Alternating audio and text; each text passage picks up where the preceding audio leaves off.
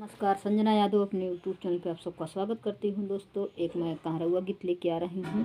अच्छा लगे तो लाइक सब्सक्राइब कमेंट करना, वो भी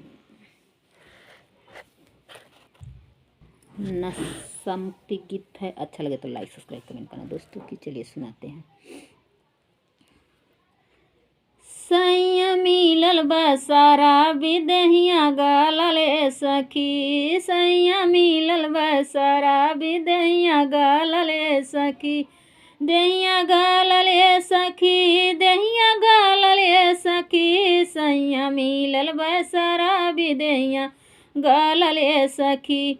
कहियो झुमका बेच पिए, कहियो नथिया बेच पिए, कहियो झुमका बेच पिए, कहियो नथिया बेच पिए, पूरे गहना पे नजर गड़ौले बापिया, पूरा नाज गहना पे नजर गड़ौले बा सखी।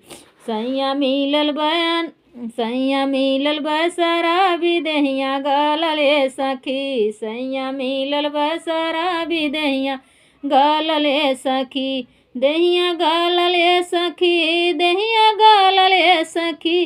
कहियो थरिया बेच पिए, कहियो लोटा बेच पिए, पूरा बर्तन पे नजर गड़ौले बा सखी, पूरा बर्तन पे नजर गड़ौले बा सखी।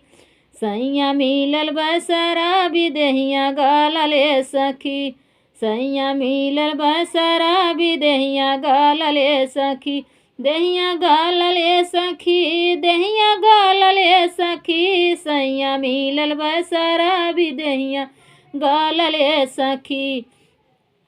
कहियो कोलई बेच पिए, कहियो बिस्सा बेच पिए, कहियो कोलई बेच पिए, कहियो बिस्सा बेच पिए, पूरा बीघा पे नजर गड़ौले बा सखी। सैया मिलल बसरा विदेहिया गालले सखी, पूरा बीघा पे नजर गड़ौले बा सखी, सैया मिलल बसरा विदेहिया गालले सखी।